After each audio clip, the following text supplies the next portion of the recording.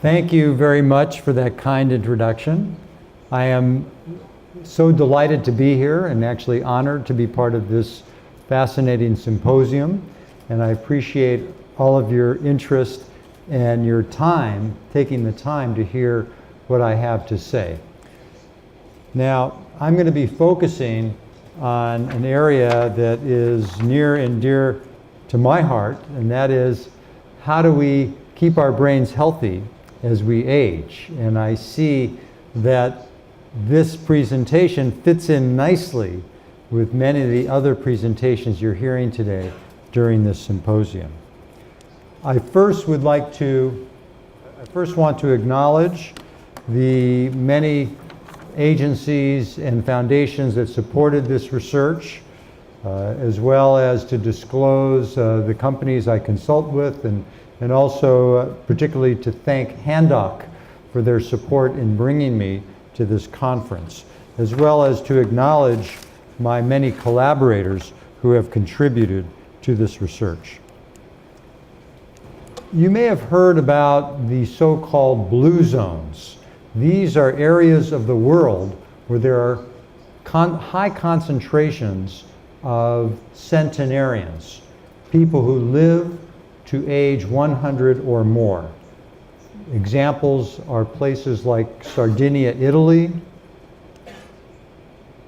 not far from here, Okinawa, Japan, or close to where I live, Loma Linda, California.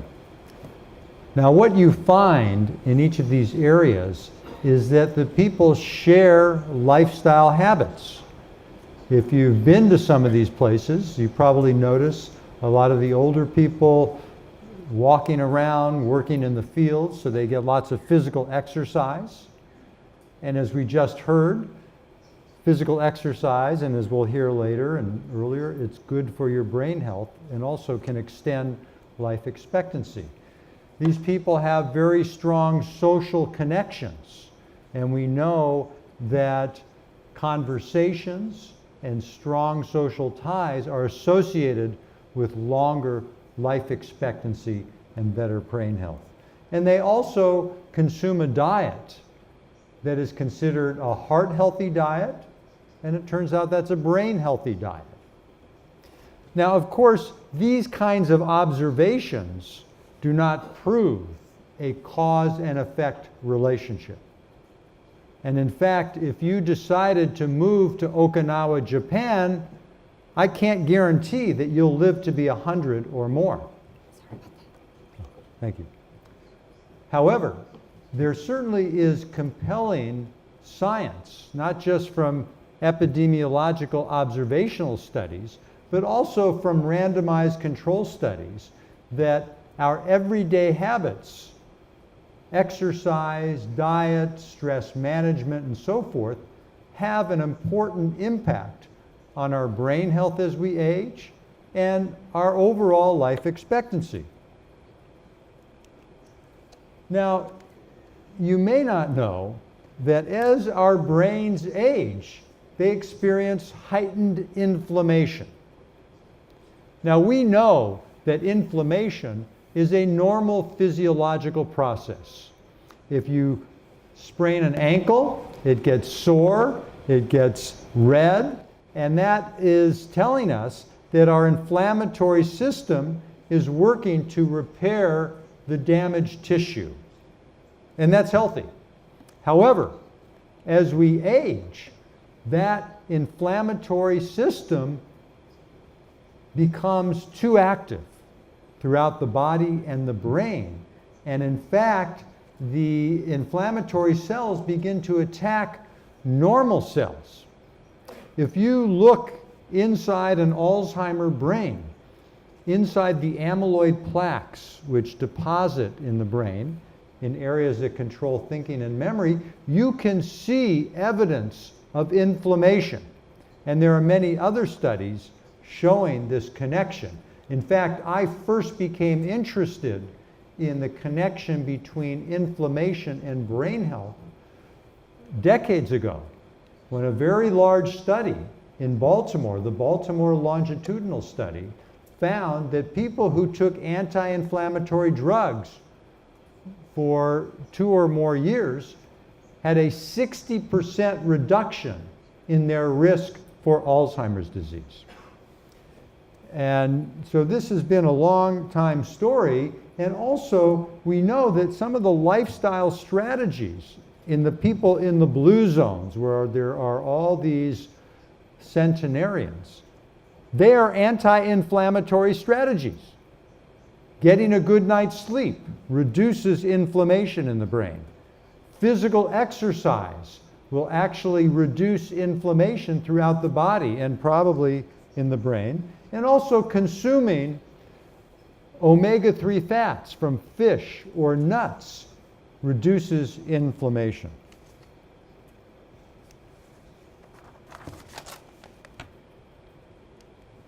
Now, we also know that there is a huge epidemic of dementia throughout the world and Alzheimer's disease.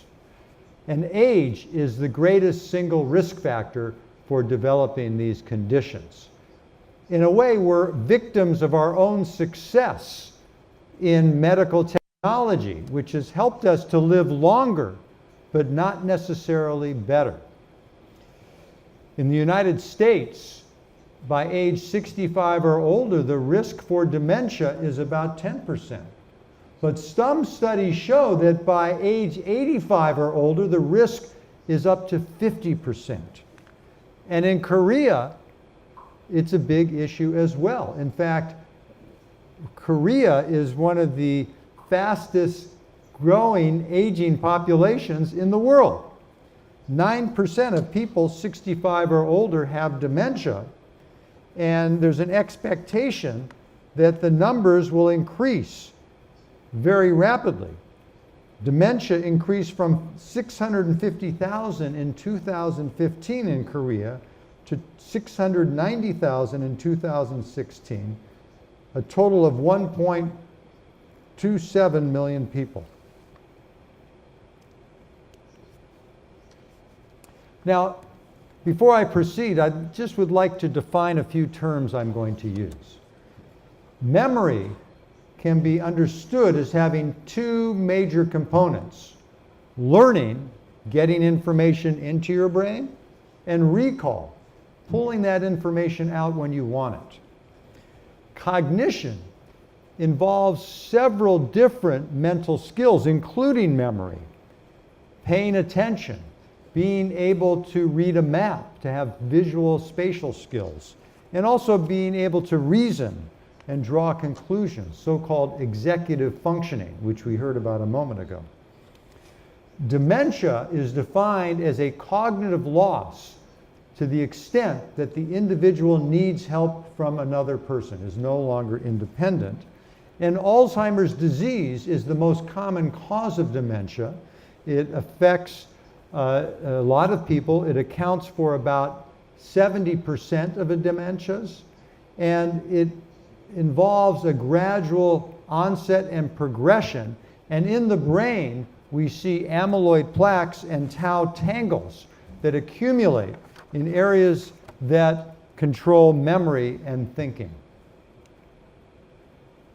Now, this is a way I try to understand how the brain ages. So if you have brain health or memory on the vertical axis and age on the horizontal axis, there is this downward slope. As people age, most of us experience what's called normal aging. And by age 45, the average person has an objective decline in their memory. So these are the kinds of memory issues that we all joke about. You can't find your keys, or you walk into a room and you can't remember why you walked into that room. Normal aging tends to be stable, but for many people as they age, it progresses to what we call MCI, or mild cognitive impairment. With mild cognitive impairment, the memory issues are worse, but the individual is still able to compensate for those problems and function independently. When that compensation breaks down, then we say they have dementia and they need help from others. about 20% of older adults have MCI, and as I said, about 10% have dementia. And in terms of normal aging, at least 30 or 40% of people have that problem. So if we look at what's often termed preclinical problems, that is MCI and normal aging, that affects a tremendous number of older adults. Now, we have done quite a few studies over the years using brain PET scans. Now, if you're unfamiliar with PET scans, they actually measure radioactivity. And when we do these studies, we inject a radioactively labeled chemical marker into the vein of the patient or the research subject. The chemical marker is taken up by the brain. And in the studies I'm going to be focusing on, we use a marker we call FDDNP that a group of us at UCLA invented over a decade ago. And what's unique about FDDNP is that it attaches itself to the amyloid plaques and tau tangles that accumulate in the brain in Alzheimer's disease. So here we have a study showing a patient who had Alzheimer's disease, and the red and yellow areas show you where there's a lot of amyloid and tau, the physical evidence of the disease. This person died a year later, and we performed an autopsy study confirming that the areas showing a signal on the scan show lots of amyloid and tau. Now here we see an animation of 20 FDDNP PET scans that are arranged according to memory score. And as memory gets worse, you see the brain accumulates more and more of the physical evidence of Alzheimer's disease. And as the animation loops around and begins again, these people have normal aging and subtle evidence of the disease, and they won't develop Alzheimer's disease or dementia symptoms for decades. So we have a way of detecting problems very early in the course of the disease. Now, if we look at memory versus time, everybody tends to get worse. And what our goal in our studies is to try to identify problems early and protect a healthy brain rather than try to repair damage once it gets extensive. However, in general, we don't do that. People don't do that. They wait too long. Families and patients are afraid about their memory symptoms. They don't come to the doctor. Many health systems are not set up to deal with dementia, and so we don't treat people properly. And in fact, in the United States, 50% of people with Alzheimer's dementia are walking around and they don't know they have it. So it's underdetected and it's undertreated. Yet, the studies show us that the earlier we can find the problem and treat it, the better patients do over time. Now, as I mentioned earlier, I have been very interested in how inflammation affects the brain. And about a decade ago, I received funds from the National Institute of Health to do a study to find out if treating people with normal aging, very mild memory problems, if I treated them with an anti-inflammatory drug, would that help their memory? And so this is a summary of that study. And we had a group of people, on average, they were about 60 years of age. They were forgetting where they placed their keys, but did not have dementia. We randomized them to a drug called celecoxib, which is a COX-2 inhibitor.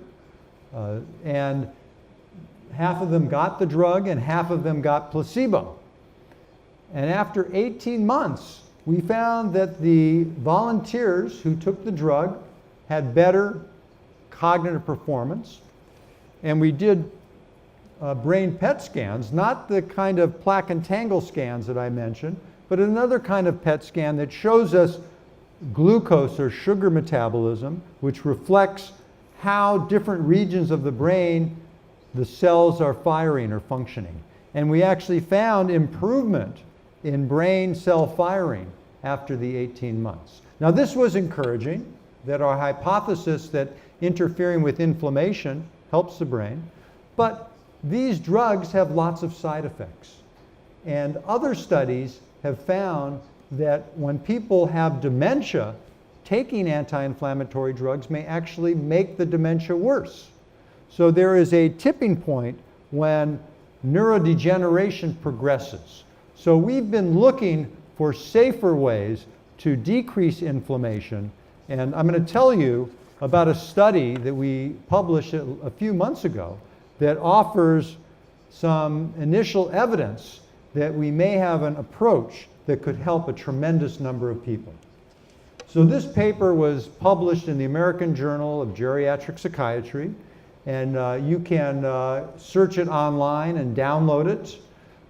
There's also an editorial in the journal that went along with it. And I'm now going to describe how we started this study, what we did to do it, and what we found, and how we might interpret the results. So we looked at curcumin, which is, how many of you are familiar with curcumin? Just raise your hand. Okay. How many of you can't remember if you're familiar because you haven't exercised enough? Okay. Well, that's okay, because at the break we can move around and exercise a bit more. As many of you know, curcumin is a spice, and it's in turmeric. It's from India, and it gives curry its yellow color, and it's been used for thousands of years as a food flavoring and preservative, and also as an herbal remedy for a number of medical conditions, ranging from arthritis to cancer and cardiac issues. In this particular study, we wanted to examine the effects of a bioavailable form of curcumin on memory in non-demented people, and we also wanted to explore whether the curcumin had an effect on the amyloid plaques and tau tangles in the brain. So we performed PET scans at baseline and also after 18 months. If you look at the evidence supporting the use of curcumin for these kinds of conditions, we know that in India, where they eat lots of curried foods, there is a lower rate of Alzheimer's dementia in people in their 70s. Another study that was done in Singapore in 1,000 older adults found that people who consume curry more often perform better on memory tests. And even more compelling, in the laboratory, curcumin has this anti-inflammatory effect I've been talking about. It also has an antioxidant effect, which is important because as the brain ages, it undergoes oxidative stress, which causes wear and tear on our neurons. And it has an anti-amyloid and possibly an anti-tau effect. Other researchers had been looking at curcumin in dementia, and their studies had been negative when we started this study. One of the problems is that they were using forms of curcumin that were not bioavailable. A lot of these different products on the market, people take them, and it really never gets into their bloodstream, or into the brain. Also, a lot of these studies were very brief in duration, so it's possible that taking curcumin over a longer period of time has a better effect. They didn't necessarily use the best measures. They didn't look at brain biomarkers. And I think a big mistake was studying people who were too advanced, who already had dementia. And we were interested in trying to overcome some of the methodological problems of these previous studies. So in this study, we randomized people to either placebo or a bioavailable form of curcumin that I'll describe in just a moment. We had 40 participants who ranged in age from 51 to 84. And the dose of the curcumin from the product called Theracurmin was 90 milligrams of curcumin twice a day or placebo. And we checked blood levels of the curcumin to make sure people were cooperating and they weren't cheating. We didn't want our control group to go out and eat a lot of curried food during the study, and they were cooperative. Now, Theracurmin is an interesting compound or interesting product. It has 100 times smaller particles than what one sees in regular curcumin extracts. And so this very small particle size helps with intestinal absorption. And what attracted us to this particular product were studies showing that Theracurmin is 27 times higher levels in the blood when compared with other forms of curcumin powder. Now, when we obtained samples of Theracurmin, we wanted to convince ourselves that it was bioavailable. And so we did this study with 10 volunteers who consumed curcumin, and you can see that for Theracurmin, the area under the curve, the plasma curcumin, is very high compared to other products like Mariva or the GNC product that we studied. So this reassured us that we were working with the right form of curcumin to really test our hypotheses. Here you see information on the baseline characteristics of the subjects who consumed Theracurmin versus those who consumed placebo. On average, they were in their early 60s. The Theracurmin group was slightly more educated, so we controlled for the higher education and the statistical testing. And we had about 40 or so % of the sample had MCI. The rest had normal aging. They also tended to have a family history of dementia. And in the general population, the ApoE4 genetic risk occurs in about 20% of people. We had a slightly higher percentage, which often reflects what happens in these studies where people have a family history of dementia, and that gets them interested in getting involved. So in terms of our primary outcome measures, we looked at verbal memory, visual memory. A secondary measure was looking at attention. And we were also interested in mood because previous studies had shown some effects of curcumin on improving symptoms of depression. Now, you're probably familiar with statistical testing using p-values, where you have a p-value of 0.05 as statistically significant. But we also looked at a measure called the effect size, which tells us a measure from 0 to 1 of the effect of the active ingredient compared to the placebo. And generally in these studies, an effect size of up to 0.2 is considered small, moderate is 0.3 to 0.5, and a strong or large effect size is above 0.6. To put this in perspective, many of the drugs that have been approved for treatment of Alzheimer's dementia have effect sizes that are relatively small, about 0.2 to 0.3.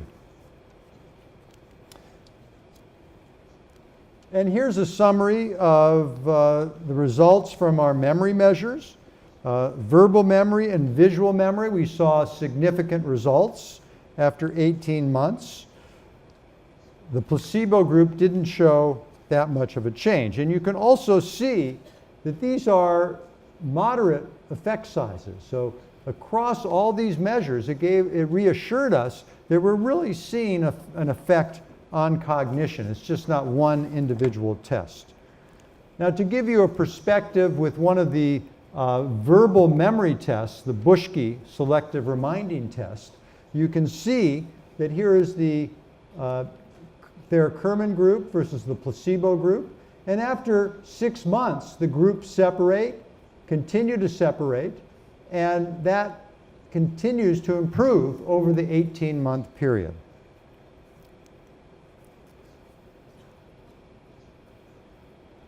And here we see results from attention and mood. Also, these were significant. And just to summarize the different memory and attention results, comparing the placebo versus the curcumin group, you can see there's a really compelling results. We do a lot of studies. I saw some of the previous research. We look at nutrition, we look at exercise, we do memory training studies, and we often see effects, but it's rarely do we see effect sizes of 0.5 and 0.6. So that impressed us that something was positive going on. What about the brain scan results with FDDMP? It turns out that two regions, the amygdala and the hypothalamus, showed effects in the direction that we expected, so that there was a greater accumulation of amyloid and tau in those brain regions. And here we can see for the amygdala that in the therokermin group, there was actually less binding after 18 months and an increase in binding in the placebo group. With the hypothalamus, there was a slightly less, but not significantly less binding in the therokermin, but an increase in the placebo. And if you look at the between group differences, you can see an effect size of 0.55. And this just gives you some of the individual results with the PET scan measures in the amygdala, in the placebo group, and in the therokermin group. We were interested, of course, in adverse events, and the therokermin or the curcumin was well tolerated. A few people developed some gastrointestinal side effects that tended to be mild, but a few did have to drop out because of these effects. Now, there is no perfect study, and we have a few study limitations here. Of course, these relatively small sample size, even though we saw highly significant results, one has to be cautious in interpreting results from a sample of only 40. This was not a representative sample from the population. It was what we call a convenience sample. And the sample was too small to figure out whether it was the MCI group that was responding more, the normal aging group, or both. But there were also a lot of study strengths. It's unusual to have an 18-month study. Often people will take nutritional supplements for many years, but the studies supporting them may only be a month or two. So we don't know how they work after several years. Targeting non-demented people, I think, was a study, so we can look at protecting healthy brains. The cognitive results were consistent across these different measures. We saw between group differences, that is, when we compared the curcumin versus the placebo group, there were significant results, and the PET scan results supported what we found with the clinical measures. Now, in terms of the PET scan results, we saw that curcumin led to decreased amyloid and tau binding in these two regions. The hypothalamus processes emotional responses. Also, degeneration in the hypothalamus affects other brain regions that are involved in Alzheimer's disease, such as the cortical regions, the frontal lobe, the medial temporal lobe, and the parietal region. The amygdala is involved in memory processing, decision-making, and emotional responses.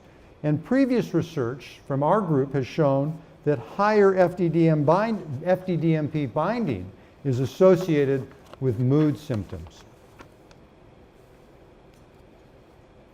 As I mentioned, previous studies suggest possible antidepressant and anti-anxiety effects of curcumin. And the curcumin's cognitive benefits could involve these brain regions that control mood, and memory. Consistent with this hypothesis was our finding in this study that the curcumin treated subjects had better mood after 18 months. So what do we plan to do next? As a neuroscientist, I'm always thinking about the next study, and our next step is to try to replicate these results in a larger sample, and we're already exploring ways that we can do that, not just at UCLA, but to do multi-site studies, looking at other sites. And in these larger samples, we can get a better idea of the effect of mood and also whether this affects MCI more than normal aging. We can look more at genetic issues and other factors. So to summarize, these results suggest that daily therecurmin ingestion improves memory and attention in non-demented middle-aged and older adults. Curcumin may decrease amyloid and tau accumulation in areas of the brain that control mood and memory. And future research may show that therecurmin not only benefits age-related memory decline, but it's possible that it delays the onset of Alzheimer's disease symptoms. And that's another study that we'd like to look at in the future. Please feel free, if I don't answer all your questions today, you can email me and I can try to respond to those questions. Thank you again for your attention, and it's just such a delight to be here.